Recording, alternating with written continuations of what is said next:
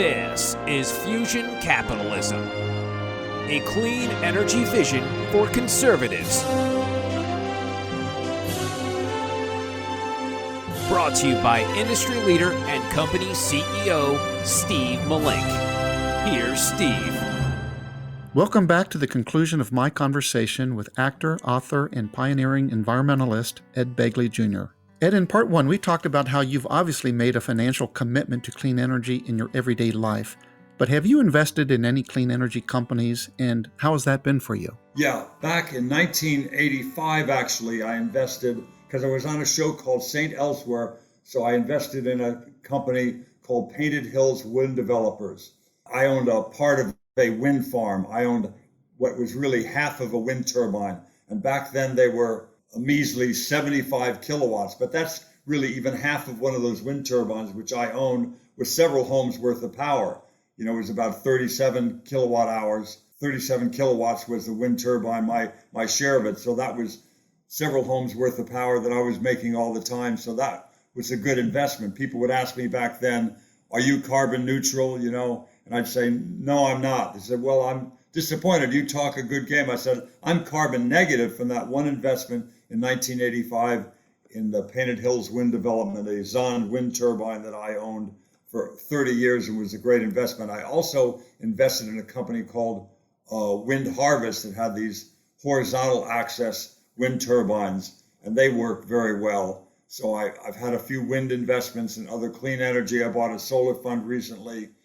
I put in like $6,000 of my IRA money about a year ago with that, and it tripled in the course of just a few months. Now it's about $18,000. So I've done very well with different green investments that I've, engaged in, and so it's something I'm very happy with. Yeah, very interesting. One thing you have invested in is Begley's Earth Responsible Products. Can you tell us more about what that is and what kind of products you offer? Yes, I had a line called Begley's Best at first back in 2004, 2005.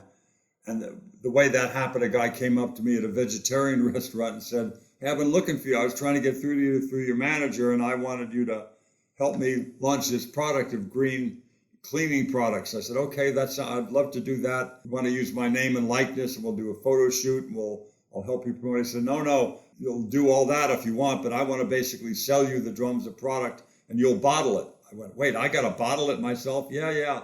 Well, okay, I'm a bottler. So I bought bottles and sprayers, and I had a bottling company, fill them up and put them in cases, and I sold it for years. But I got so busy with acting, I didn't have the time to devote to this. I had like cases of the cleaning products in my garage, and, was trying to learn my lines and send out cases of product to different stores or what have you, and it became too much. So I stopped that company a few years later and was approached by a wonderful guy, Mark Cunningham at Lab Clean, and he had a line of products every bit as clean and green as mine, and he had something I did not have, which was EPA Design for the Environment certification, third-party certification. It was a very good program. So I've been aligned with him now for about 4 or 5 years, and he makes great products, and I have my name on them. They're called Begley's Earth Responsible Products. They're available at Amazon, and they really clean well. Oh my gosh. So let's talk about the big picture. Some folks argue that because many renewable energy sources are weather dependent, like solar and wind power, that they aren't as reliable as stored energy from fossil fuels. How do we overcome this and other negative lines of thinking? Part of the concern, of course, is well-founded. The sun does not shine all the time, as we know. The wind does not blow all the time. But between those two, it often works out well that at nighttime winds sometimes can be, a little stronger and what have you. But you've got to have storage. You've got to have some sort of battery array of some sort, or what they do in places like LA and elsewhere. They have something called a shedding facility, where they basically pump water uphill when power is cheap, up to a higher lake, and then let it flow, that water flow down through a turbine, a dam and a turbine when they need the power. So there's different ways, physical ways to store power, with like pumping water and things like that, and also chemical ways of storing power, if you will, with batteries. And you need to have both. There's other ways of storing heat underground with molten salt and what have you. I think it all needs to be investigated because you got to have reliable power. If we achieve the kind of target that we wish to with having, 100% renewable energy or what have you, you can't have it be a fragile system where the lights are going to go out. When the lights start going out, you lose people and they won't want to get back to renewable energy. So you got to have a proper system that gives you energy when you need it, and storage is a very, very important part of that. Ed, are you politically engaged at the local, state, or federal level to help advance the environmental cause? I am. I try to align myself with people on both sides of the aisle that believe in a renewable economy, because I think it's just good business. I think, I had a friend of mine years ago, David Brower, a very smart guy, worked for a lot of environmental groups. He went, capitalism is a great system. We ought to try it. But that he meant, to really view your savings account, if you will, not just balance your checking account, but balance the savings account, which is our forests, which is our oceans and fisheries, which are, these are things that are, you could call them our savings account, because you don't want to liquidate all your capital and have a fire sale and just have a big party and not clean it up. If we keep our checking account balanced, that would be the GDP, but we also keep our savings account robust, which is our forests and our many other resources, the web of life that supports us all. I think it's just sound financial methodology. So I believe in that, and I align myself with people who care about that. As I said, my father was a conservative, and I have many friends on the other side of the aisle for me that care deeply about the environment, and I try to align myself with them in a bipartisan way. Do you think as a nation we'll ever get to 100% renewable energy? I hope so.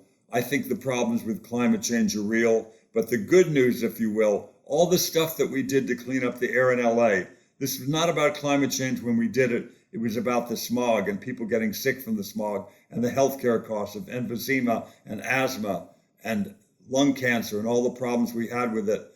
That Clean Air Act came about in the early 70s and was signed by an environmental radical by the name of Richard Nixon. It proved to be good for California too, because business people don't want to breathe dirty air. They don't want their kids breathing dirty air. And there's a cost to doing nothing and ignoring it.